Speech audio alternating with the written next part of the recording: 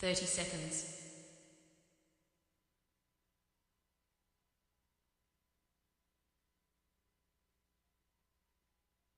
20 seconds.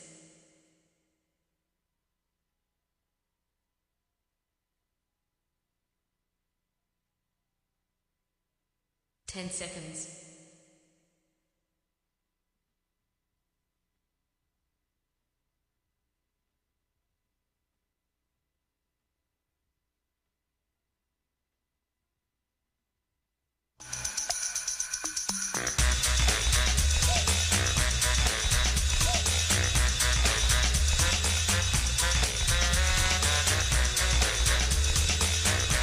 Hi, My name's J.C. McCauley. I'm Naisha McCauley, and you're watching AccessTV.org.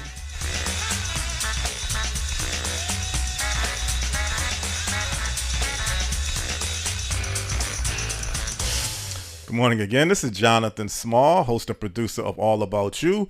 All About You is one of two different programs that I have the pleasure of hosting and producing live every single week at AccessTV.org studio.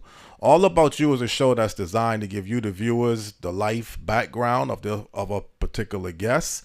And this morning on All About You, we have a returning guest actually to the AccessTV.org network.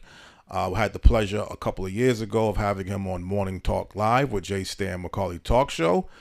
This guest has a tremendous background as a radio DJ, disc jockey. He is a musician. He is a pastor. He's a licensed realtor. And he is a YouTube creator as well, and many other titles that I may not be aware of. This morning on All About You, we have the pleasure of having, again, the returning guest, no other than Roger Holloway. Good morning, Roger. How are you doing? Doing great, Jonathan. Thanks for inviting me. I appreciate it. Definitely, it's our pleasure.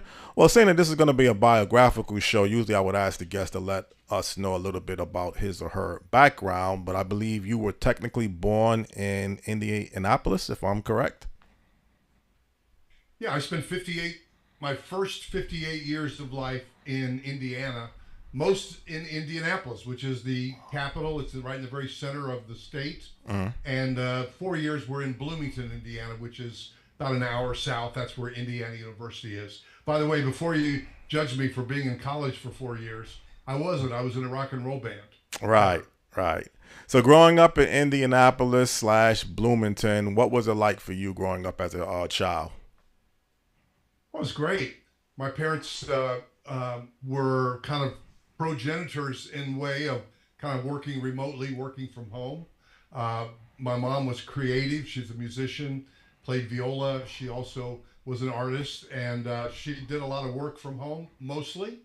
And she was an art editor for Ceramics Monthly magazine and so on. My dad was a photographer, which I got some skills from him.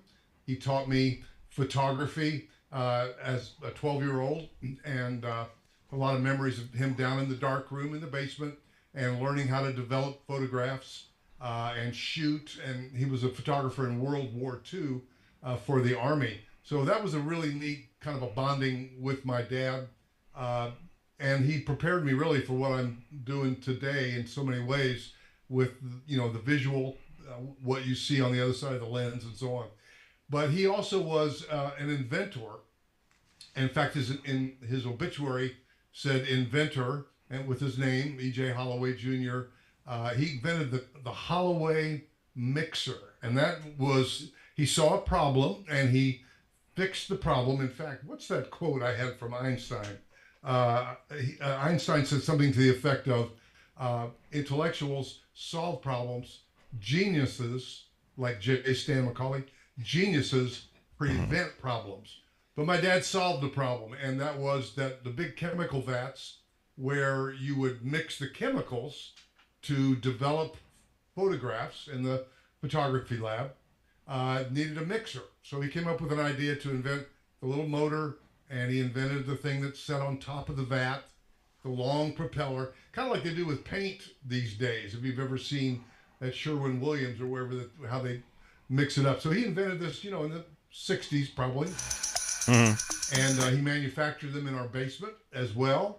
And he and Mom advertised, and they sent out flyers. And, in the 60s, they were hustling, they were marketing, and he was producing these Holloway chemical mixers in our basement. They'd get an order in the mail, then they'd ship it out. And so I got memories going to UPS with him to ship them out and all that. So they were entrepreneurs and deceased now, and they basically were stay-at-home people for the most part. And so that provided some pretty cool stability.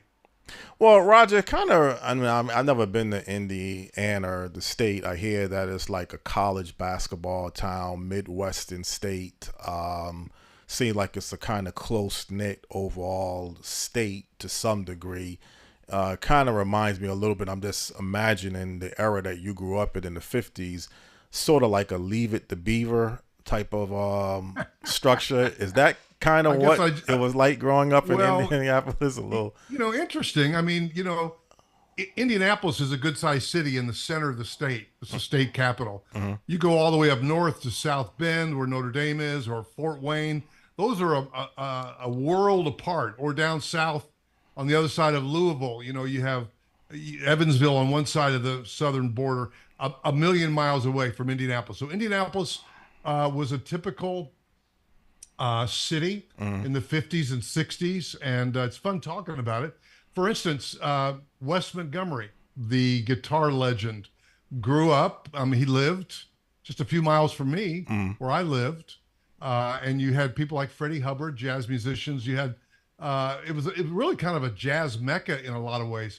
If you're familiar with the hair care products of Madam C.J. Walker, I've heard of it. She was from Indianapolis. Basically, she moved to Indianapolis, and her empire, in fact, the Walker building is still there. And so there was a hub of Renaissance type people in terms of musicians and entrepreneurs like Madam C.J. Walker. Mm-hmm. I knew her. Alelia Bundles was her granddaughter, I believe. And Alelia Bundles is a media person as well, I think, on CBS, producer and so on. So these are folks that were there, and yet, everyone I just mentioned were African American, but there were also Kurt Vonnegut. I mean, I went to the same high school that author Kurt Vonnegut went to. My high school was really cool. It was Shortridge High School. Now, in '64, when I started high school, there were two segregated high schools. One was Crispus Attucks High School, all black, and one was Broad Ripple High School, all white. That's where David Letterman went to school. David Letterman grew up near me. As a kid, I used to go where David Letterman, the talk show host, his dad had a flower shop, and I'm sure we went. I've never met him, but I'm sure we went to the same Dairy Queen, the same Steak and Shake, right there by his father. So these were all people. So I had a really cool mixing of my worlds in that where I lived primarily in my teenage years was an integrated neighborhood, an integrated mostly an integrated. My neighborhood wasn't integrated as much as my middle school, I guess we call it now, elementary school, was integrated, very well integrated. My middle school, we say middle now, my elementary school was right across the street from Butler University, which the Hinkle Fieldhouse is still there. I'm going back to your basketball question. Mm-hmm. Hinkle Fieldhouse is where they filmed the movie Hoosiers. Okay. You remember that movie Hoosiers? Mm-hmm. So yes, Indiana was known for basketball. Hoosiers was right there, filmed at Butler University. And my elementary school was like exactly across the street. So we had going up towards I lived within walking distance of that.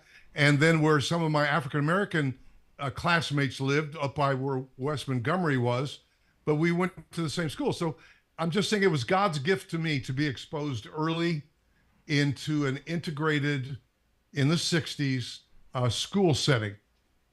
So that when I was ready to go to high school, I had a choice.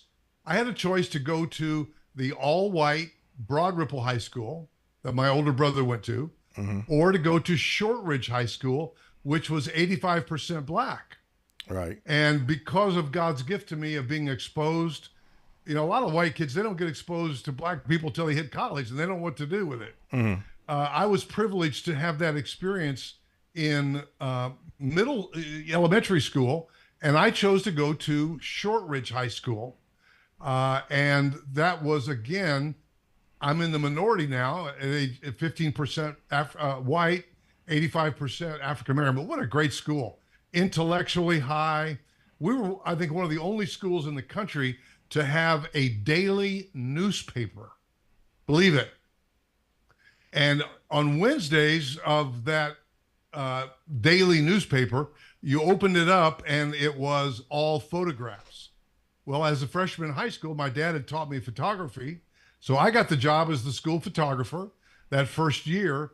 And I got to know all types of people as a photographer, from all the intellectuals at the National Honor Society, I'm taking their picture, to all the basketball players. And so I just had a really great experience going in, and that was 1964. And then, Roger, at some point you would get, get involved in radio as a DJ, disc jockey. You have a tremendous radio voice. Obviously, you definitely has a good knowledge of many different aspects of our life.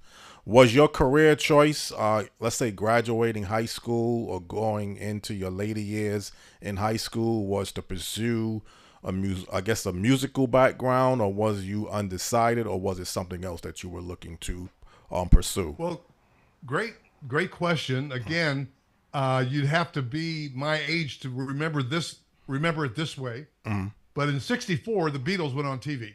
Yes. So when the Beatles went on TV, wow, right? So I'd already been enjoying music because I remember having a transistor radio and getting turned on to like Chubby Checker, The Twist, that music of the early '60s was attractive to me. Mm-hmm. And then in '64, the Beatles came out.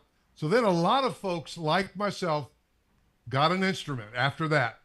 So in '64, '65, I bought my drum set with my own money and started learning drums, and then started playing music.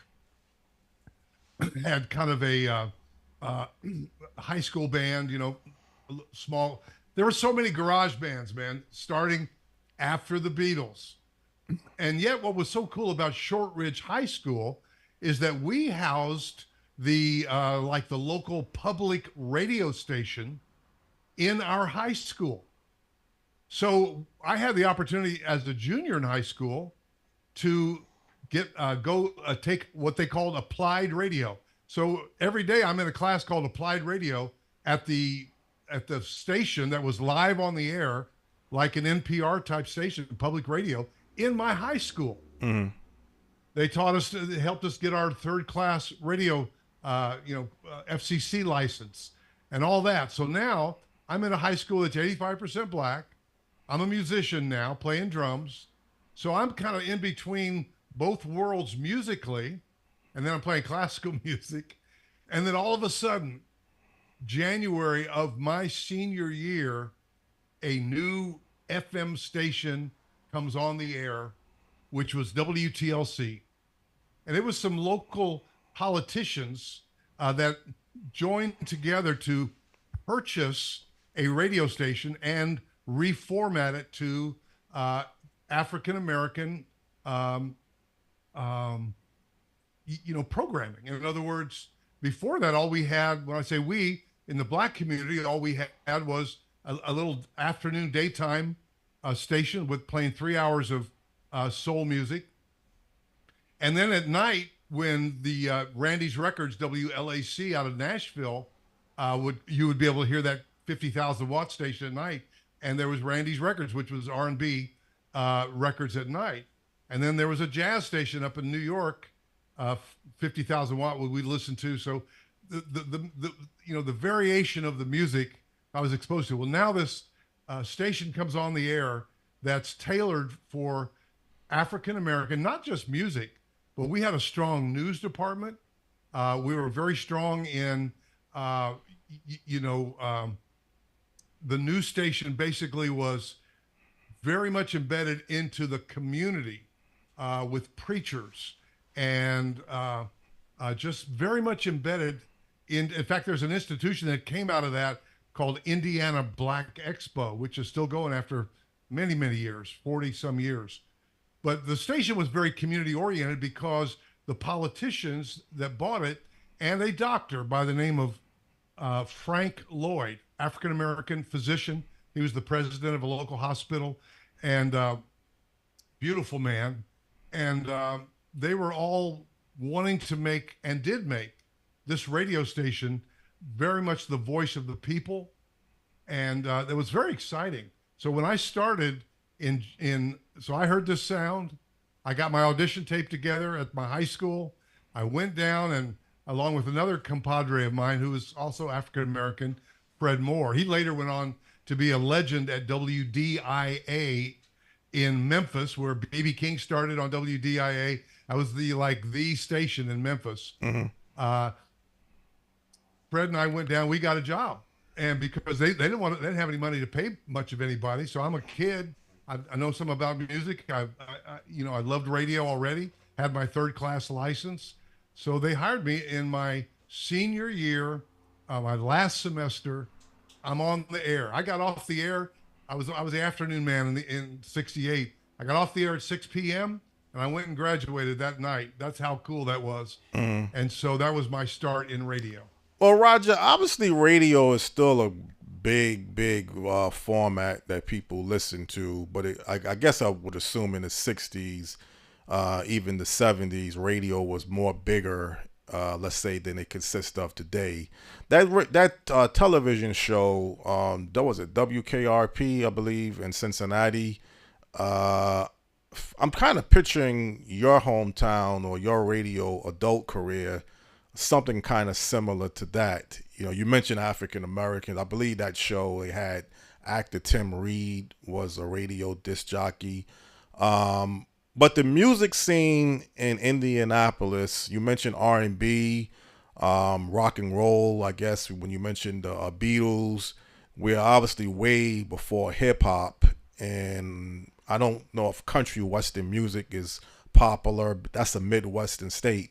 So did your elements of music was kind of diverse towards different styles of music, or were you just kind of interested in a couple of different formats of music going into your adult career as a radio disc jockey?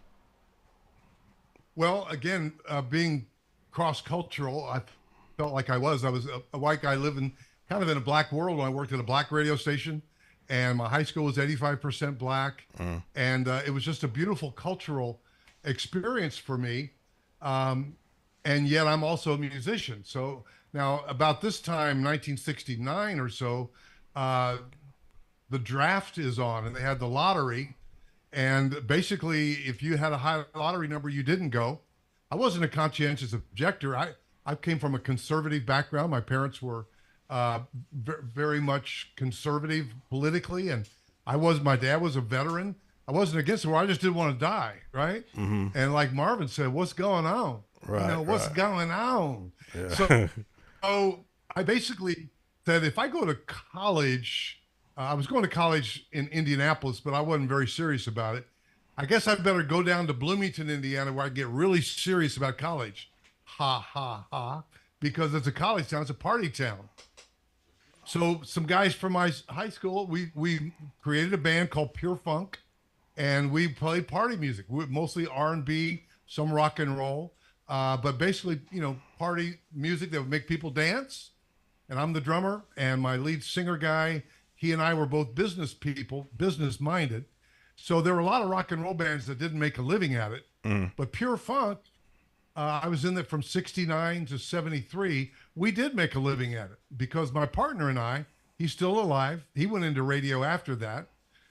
He and I would get up on Monday morning and go knock on doors at fraternity houses and call on colleges. So the college circuit in Indiana, and in the summer, sometimes we hit the bar circuit.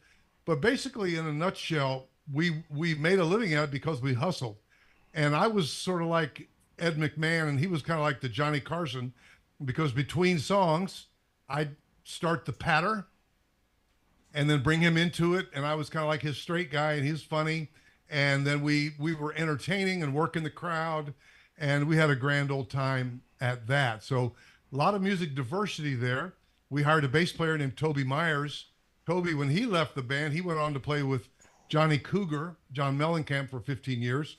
After I got out of the band in 73, and the reason I mentioned the draft, I had a high lottery number. That's why I quit college as a sophomore, because I didn't want to go to college. I just didn't want to go into the war. And so I left in 73 and kind of went back to my radio station roots. And that's when, from 73 to 81, we did things very strong, very powerful, including as music director. You see that gold record there. Yes. I got recognized by A&M Records on when Jeffrey Osborne's first album came out. I think that was his first one. It was the LTD album, Back in Love Again. And so my name is on that plaque right there that A&M Records credited me with helping. So as the music director from 75 to 81, I was not only on the air in the morning, but I was the music director, and I made a lot of choices and decisions that affected music. I got some great stories about that, from reggae, Bob Marley, to all kind of stuff. Well, Roger, that's what I was just about to ask you. You know, you've met a lot of famous people in the entertainment industry, from Stevie Wonder. You mentioned Bob Marley, John Lennon, Tina Turner, I mentioned Stevie Wonder, James Brown. How was you able to meet all of these different entertainers at that level? I mean, as a music director, DJ. I mean, what was your knack for being able to interact and meet these different types of people in the music industry? Yeah, well, so, as one of the top guys at the top station for, African-American programming, when a concert would come through, like the Commodores, we would meet them. Okay. One of us would typically bring them on stage at a concert like that. Same thing with, Earth, Wind, and Fire. Then we started having after parties. That was kind of my idea, entrepreneurially. Hey, Earth, Wind, and Fire is playing. Let's go rent the ballroom of the local hotel and let's have an after party. Let's make some money. Right, so right. we would do that. Or at the skating rink, I kind of pioneered the after party at the skating rink. So we, after the skating rink would close at whatever, 10 o'clock or 11, we'd have an after party, advertise it on the radio, and make some money. So that was all part of it. But like, for instance, James Brown, when I was 68, 69, I'm just getting started. I was told, as one of the new kids on the block, Mr. Brown is playing at the concert. You come and stick around to the end. But Mr. Brown was known to show his appreciation monetarily to disc jockeys. So it's kind of funny. Here I'm, new, and at the end, I'm the last one to go in, and his guy says, "Mr. Brown will see you now." So you go back and you meet him, and he said to me, the first thing he said, he didn't know me, but he said, "Oh, I know you. You get down." Right. So I said, "Yeah, I guess I do." So then, he would show his appreciation. That was one thing. And like when Ike and Tina Turner were playing, I got invited to go out to dinner with them after the concert, small setting. That was memorable. People like Bob Marley. Now, because I was the music director, I had sort of free reign to hear things that maybe everybody else wasn't charting. I reported to Billboard magazine. I reported to Cashbox magazine when I made a decision to add somebody to our top 40 chart. I would report it to Billboard and Cashbox. So, for instance, as a musician, most black stations weren't playing reggae except like in New York. And I heard Bob Marley and I said, "Man, this is pretty good." And I had the power to make the decision to say, we're going to start playing Bob Marley. I think it was I Shot the Sheriff. And then, so when I put it on my chart and then I reported it to Billboard and Cashbox, there were a lot of other music directors and other stations that said, WTLC is playing this. I better go back and give this another listen. So I know that I had some influence with reggae and particularly Bob Marley, being heard on more black stations. I know that. So in 75, I'm thinking, wow, I think I better go to Kingston. I want to, I'm going to Kingston. Right. So I went to Kingston, spent a week, got on the phone, started calling recording studios on my first day. And a guy named Bob Andy answered the phone. He was recording. He was a top 10 artist in Jamaica, as was Bob Marley, but Bob Marley was getting bigger than just Jamaica. And Bob Andy said, yeah, I hadn't heard of him. He said, I'm playing tonight or tomorrow night. And I said, well, I'm a drummer. I'm a music director. He said, well, you want to come and play with my group? I said, yeah. So I went to the club the next night or whatever, and I started hanging out with Bob Andy. I was there for a week and for a few days, and he took me around to meet Derek Harriott, another top 10 artist.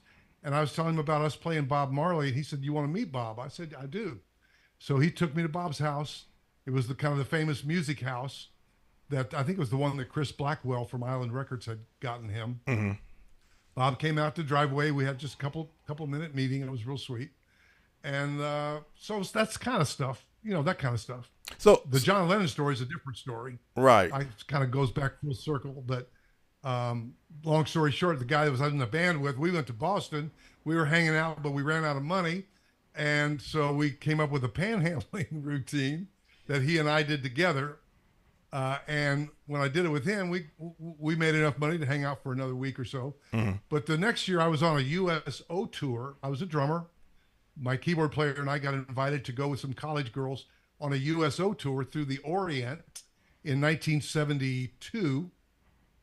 We went through the Orient. That was another great experience, entertaining the troops. Came back, spent the night in San Francisco, and I'm like, hey, what I got to do? I got nothing else to do. I'm going to go out on Broadway Street where all the restaurants and the cafes, and I'm just going to do a solo act on my panhandling routine, which was a clever little story. We just didn't say, hey, homeless, give me money. We had a story. We had a routine. We had an entertaining story that we would tell, but I didn't have him with me, so I was the solo act out there on Broadway, and I heard somebody say, is that John Lennon over there? So I just went up and I said, I didn't say, oh, you're John Lennon. Oh, I love your music. I just said, I am Joaquin the Wonderful. And I went into my little panhandling story, and he held up $5 and paid me to leave. Well, Roger, obviously, I mean, you have a tremendous background. You've traveled different places throughout the country and throughout the world. But many people, maybe over the past 5 to 10 years, will probably recognize you more as a real estate agent in the Charlotte, North Carolina area. There was at some point a transitionary period in your life when you became an official ordained pastor. And what was it like for you to make that transition to go from, let's say, secular music and that type of world towards a Christianity level? I don't know if you was into gospel music directly, but this whole transition from you getting out of the secular world of music and becoming a pastor, how did that transition come about? Very, very well stated question, Jonathan. Kudos to you as an interviewer. Done your research. Good question. So now I'm working at a black radio station. I'm the music director. And one of my jobs was to connect with the record store owners to see what had been selling this last weekend. Well, one of them was a guy named Pamoja. And that was his kind of Swahili name. Real name is Sylvester. He's still with us. He's in his 80s. And he reached out to me in our interaction, because I'd see him every week, dropping off the top 40 surveys, the heart and soul surveys, for them to give out at the record stores. And he witnessed to me about the Lord Jesus. And this guy had he had love in his eyes. He had green eyes, real beautiful. He and his wife, still with us, still live in Indianapolis. And basically, long story short, he got me in front of his preacher, and it was in my house. I had him over for lunch, and I gave my life to Christ in February of 1978. So now I'm still on the radio, but now I'm a new creation. I'm a believer, and now I'm being discipled and being moved towards ministry by this this man and his pastor, and felt a call in my life. But I abided in the same calling wherewith I was called, which was right there at the radio station. Because I had people like Babyface Edmonds, listening to me as a kid. He was a kid in Indianapolis, and Vivica Fox, they were listening to me, and yet I'm being drawn towards ministry. I actually started playing a gospel song once an hour, coming out of the stop set at the top of the hour. Like my third song, I would play a gospel song, and I would witness about Jesus. Not all hour, but I had an agreement with the radio station. I would play a Christian song, and I would talk about the Lord. So it became known in the Black community that I'm now a Christian. And there are a lot of African Americans that go to church. Right. And so now I'm moving towards ministry. 1980, it was ordained, and I started getting invited to some churches to preach, mostly Missionary Baptist or AME or CME, and I'm cutting my teeth preaching in Black churches. And so I was a little bit of a, how do I want to say it? A curiosity factor. People say, is this guy really saved? Let's see what he's got, blah, blah, blah. Long story short, I made a transition in 81 to leave that station and start a church. And because I'm white and I knew white people, because Black people knew me and I knew Black people, my church ended up being beautifully integrated, 50-50, 60-40, and basically was a cross-cultural church. And I pastored for basically about 27 years, 22 full-time. And then through some crisis in my life, divorce and whatnot, the church dwindled, had to move into the house, but still had a good integrated group, even in the house for the last 5 years. But at that point, I needed to start making some money besides my pastoring, because that dwindled. And then I started doing real estate in the early 2002. Well, Roger, how was it? Well, Roger, I just wanted to ask you, how was it now like to make a transition? Because you spent most of your life, in your adult life, even in Indianapolis, Indiana. Now all of a sudden you make a transition. I know from your background you spent 3 years in South Carolina, but again, you're currently in North Carolina. How was it like now leaving Indiana, going to South Carolina for 3 years, and then going to North Carolina? Because they're totally different states. Man, you have done your research, man. Great question. So you're tying it all up in a nice little bow. At some point, after about 27 years, I thought, man, I'm 57. Everybody else gets to go south. I want to go. Right. It was kind of that thought. So I had a business opportunity in Hilton Head, South Carolina. So I felt like that I had served my time, so to speak, or done my part in kingdom and preaching. And I had an opportunity to go to Hilton Head, so I went. And so I'm running a business there and having the time of my life. Hilton Head, Savannah, Georgia, right next door. Beaufort, South Carolina, right next door. It was a high-end gutter business.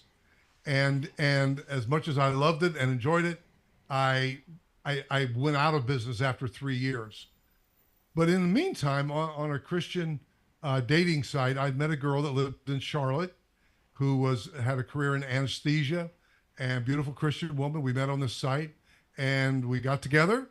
We fell in love and got married with the idea that she was going to move to the coast, but there were no jobs there that were equal to what she had worked her way up through.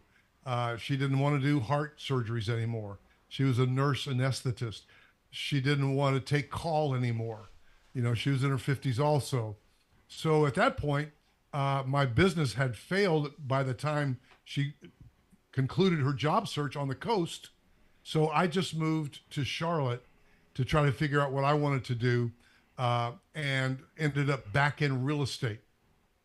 The market was starting to heat up from the 2008 bust.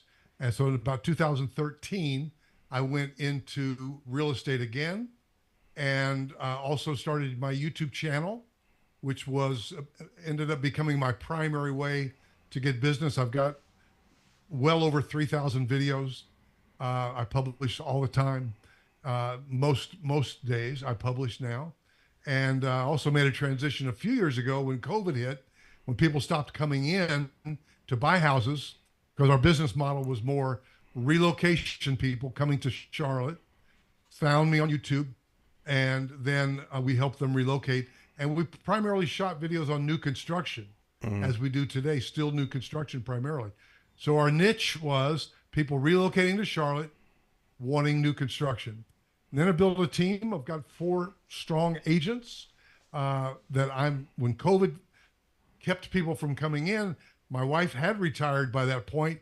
So I stopped going out with buyers. They stopped coming in, but I still shot videos and kept cranking out the videos, and then assembled a team that I could give all those leads to. So I'm doing all the marketing now, and they're out doing all the deals. And obviously, you spent quite a bit of time now over the past 10 plus years in Charlotte, North Carolina, a fast growing city, a lot of construction, a lot of development. Do you find yourself living in Charlotte, any similarities towards Indianapolis or Indiana, anything that kind of reminds you of growing up in your hometown, or is it kind of totally different when you make the comparison of the two places? Well, they're both good sized cities, about 1 million people. Indiana has snow. Charlotte, very occasionally we have snow. Typically we'll have 1 or 2 small snow events, here today, gone tomorrow kind of thing. We haven't had snow for a couple of years, really. But this is definitely the South, but it's still, Charlotte is a beautiful city. And a lot of the small towns surrounding Charlotte, we're right above the state line. So Fort Mill, South Carolina, for instance, is part of the Charlotte metro area. We have 3 beautiful lakes. I mean, it's really not that different. The weather is different. We're close to the Atlantic Ocean, 3.5, 4 hours. We're close to the mountains of Asheville, a couple, 3 hours, and all the little mountain towns. So we have great proximity. This is the place where so many people are relocating to. People don't relocate to Indianapolis too much, except maybe for a job or for grandkids. But we do a lot of business in the 55 plus, because people that are retiring up your way, Connecticut, New York, New Jersey, they want to come south. Everybody else is going south. I want to come. And so a lot of times it's that. A lot of times it's a kid will get a job. We have a great job market, second largest banking city, pretty much tied with San Francisco up and down, but out of New York, a lot of banking here. People get a job, take the grandkids. So the baby boomers have become the baby chasers. So that's one reason. So, but it's a great question about similarities. I still have a lot of friends in Indianapolis, a lot of preachers, friends, and others. And so I like to go back. You'll get a kick out of this. I mean, for the Indiana State Fair, I may go back every few years. I love the State Fair. It reminds me of my, growing up. And so very great experience when I go back. If I go back, I try to go in August and hit the State Fair and meet some friends and so on. But I'm definitely glad that I moved south. I loved Hilton Head. I would still be there if my business had succeeded. But Charlotte is fantastic, and I can go to Hilton Head anytime I want. Well, Roger, as we're wrapping up on this program, I always like to ask the guests if there's any last things that they would like for the viewers to know about their life and their life story, or what they're currently working towards. But just picking up on you briefly, I'll say that it sounds like to me you have a love now for being a YouTube creator, and you definitely seem like you still love and enjoy real estate, selling real estate, particularly the Charlotte area. Do you find yourself kind of as your new passion and something that you're going to continue to do, or are you looking to do anything else beyond what you're currently doing? Man, you're asking some great questions. Well, first of all, I love the Lord Jesus Christ. That's right. And look forward to transitioning when it's my time. Everybody's got an expiration date. One thing I didn't tell you, there was an old blues player named Sleepy John Estes. I played behind him and his partner from the 20s, Yank Rachel, who I knew Yank Rachel from Indianapolis. Sleepy John was still south. But in '69, I did 2 major blues festivals on drums with them. One in Memphis, the Memphis Country Blues Festival in '69. And then the same month that Woodstock happened, we did the Ann Arbor Blues Festival. We were on stage with people like Muddy Waters and Big Mama Thornton. But Sleepy John said to me in Memphis, he was blind. He said, Roger, you better get your business right. But that little black train might be here tonight. And I was, I wasn't a Christian in '69, but those words are powerful words. Yes. It's important to know where you're going, to know who is Lord. And God doesn't force people to go to heaven, but I like to say it this way, that I believe that heaven is heaven because Jesus Christ reigns as Lord there. And so you don't just sort of be a good person and think you get to go to heaven. I mean, if I knocked on J. Stan McCauley's door and said, I'd like to come into your house, he says, whoa, I don't know you. Right. Depart from me. I never knew you. Right. But I said, no, I'm a good person, Stan. I can come into your house. No, you don't decide that you're a good enough person to go into someone else's house. So there is none good. No, not one. So the only way we can get into heaven, no man comes to the Father except through Jesus Christ. And so I believe heaven is heaven because he reigns as Lord there. So if you don't want him to reign as Lord here, why would you want to go to heaven? Right. So he's not forcing you to go to heaven, but there's only one way to get there, and that's by believing on the Lord Jesus Christ and being born again. Interesting that the most famous verse in the Bible, John 3:16, is 10 verses after the verse where Jesus said, you must be born again. For God so loved the world that he gave his only begotten son. So he doesn't force you to go to heaven, but if you don't want to be with him, there's a place created for the devil and his angels that you're welcome to go to if you want to. But why would anybody want to go there? Hey, everybody like going south. Hey, I want to go to heaven. Yeah. And so I look forward to his appearing. He says, those that look for him shall see him when he appears. So I think it's important to be on the look for the appearing of the Lord.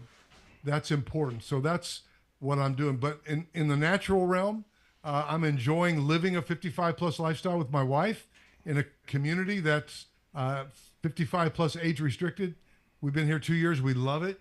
It's a great lifestyle. It's a beautiful thing to be around, to get away from all the kids on the cul-de-sac that were driving me nuts.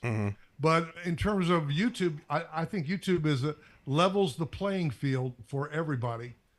Everybody should have a YouTube channel. And I'm also constantly studying marketing and other entrepreneurial pursuits. Well, Roger, that sounds like an excellent way to end this segment, unless there's anything else briefly that you want people to know about yourself or your business. Feel free to express yourself. Well, just go to YouTube and look for Roger Holloway, youtube.com/Roger Holloway, or relocating to Charlotte. If you're thinking about moving, definitely call me. We've been trying to get Jonathan down here for years, and he won't budge. Yeah. Between Atlanta and Charlotte. It's yeah. Well, that's a whole nother life story that I could get into with you. But again, Roger, I mean, you bring a lot to the table. I mean, obviously, you know a lot about different things, aspects. That was the whole purpose of having you on, all about you. I really enjoyed learning things about your life in this conversation. And I definitely wish you the very best of luck in the very near future. And God's willing, you take care of yourself, Roger. Thanks, Jonathan. I appreciate it. Okay. You're welcome, Roger. Okay, this is Jonathan Small. Just enjoyed hosting this edition of All About You with a returning guest to the AccessTV.org studios, musician, former musician or musician currently, DJ, pastor, real estate agent, YouTube creator, no other than Roger Holloway. And I felt this was a very fun, laid-back type of interview segment that I had this morning with Roger.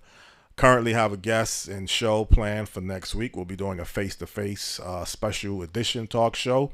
Looking forward to that. But as I say every single week to people out there, have a very blessed day and keep the faith. Thank you.